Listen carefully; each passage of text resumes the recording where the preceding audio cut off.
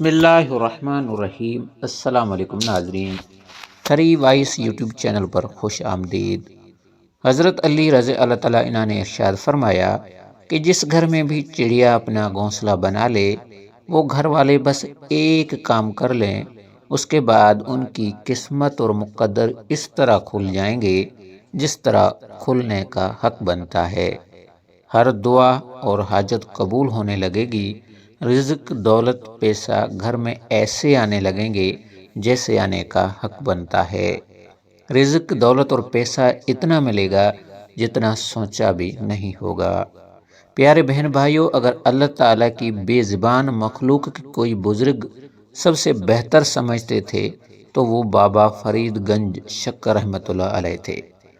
بابا فرید چڑیوں سے بات چیت کیا کرتے تھے اور بے پناہ پیار بھی کرتے تھے۔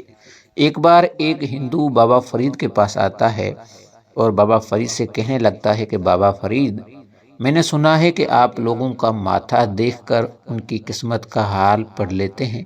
آپ لوگوں کا صرف ماتھا دیکھ کر بتا دیتے ہیں کہ ان کی قسمت میں کیا کچھ لکھا ہے اور وہ کتنے امیر ہوں گے اور ان کے پاس کتنی دولت اور پیسہ آئے گا، وہ اپنی زندگی کیسے گزاریں گے، ان کے کتنے بچے ہوں گے۔ یعنی آپ صرف کسی کا ماتھا دیکھ کر اس کے تمام قسمت کا حال بتا دیتے ہیں۔ بابا فرید، میں ہندو ہوں، بابا فرید میں چاہتا ہوں کہ آپ مجھے میری قسمت کا بھی حال بتا دیں۔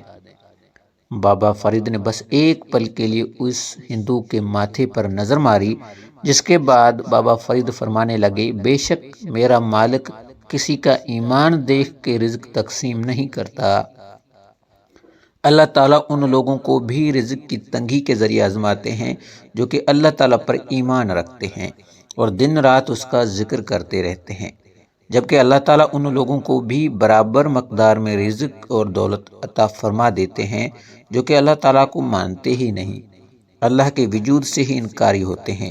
لیکن یہ شخص، میں نے تیری قسمت میں بہت کم رزق اور دولت لکھی ہے، بس شخص تو یہ سمجھ لے کہ تیری قسمت میں اتنا ہی دولت، اتنا ہی پیسہ ہے کہ بامشکل تو 2 وقت کی روکھی سوکھی روٹی کھا کر اپنا گزارا کر سکے۔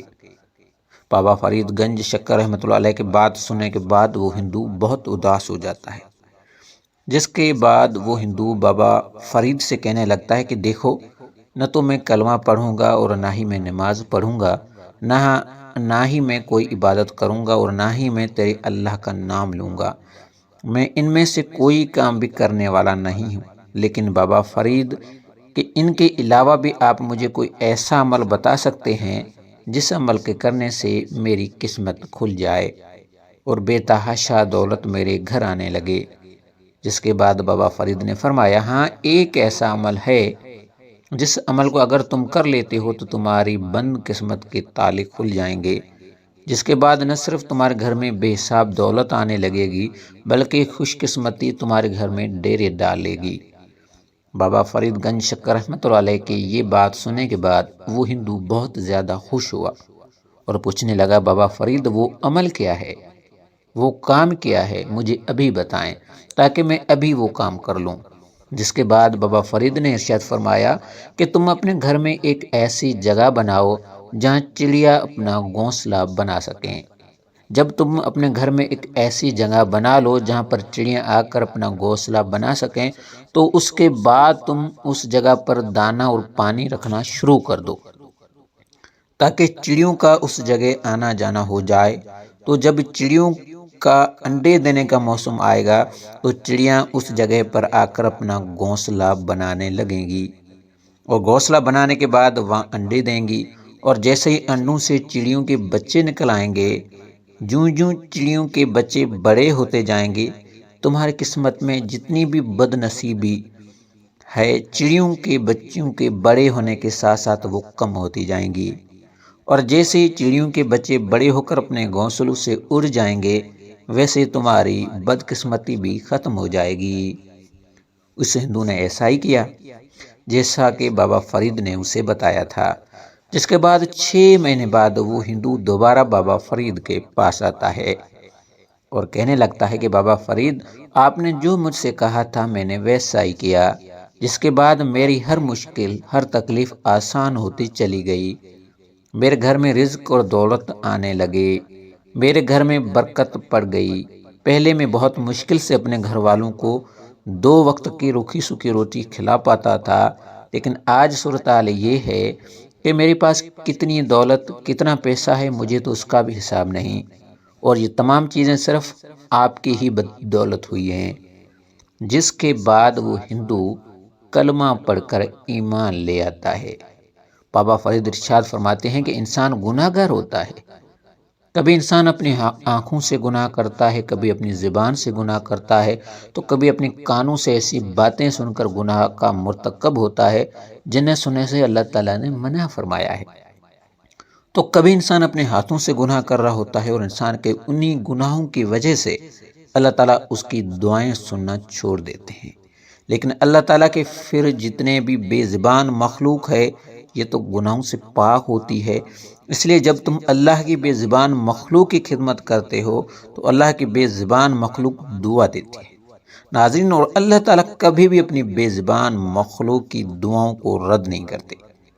جب کوئی بھی پرندہ تمہارے گھر میں گھونسلہ بناتا ہے اور تم اس گھونسلے کو نقصان نہیں پہنچاتے، بلکہ اس پرندے کے لیے دانہ اور پانی رکھتے ہو، جس کے بعد بالآخر وہ وقت آتا ہے کہ پرندے کے بچے بڑے ہو کر گھونسلوں سے باہر نکل کر اڑ جاتے ہیں، تو اس وقت وہ پرندہ اللہ تعالی سے تمہارے لیے دعا کرتا ہے۔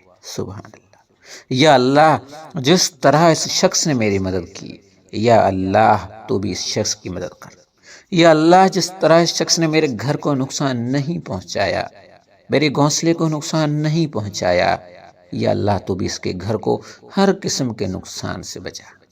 اور کیونکہ پرندہ گناہوں سے مکمل طور پر پاک اور بالکل معصوم ہوتے ہیں، اتنی کبھی بھی اللہ تعالیٰ ان پرندوں کی دعا تمہارے حق میں رد نہیں کرتے۔ بہن بھائیو، جس کے بعد تمہاری تمام بد نصیبیاں اور بدبختیاں دور ہوتی جائیں گی، اور اللہ تعالیٰ تمہارے لیے اپنے رحمت کے دروازے کھول دیتے ہیں، تمہارے گھر میں خوشیاں آنے لگتی ہیں، تمہاری دعائیں اور حاجتیں قبول ہونے لگتی ہیں۔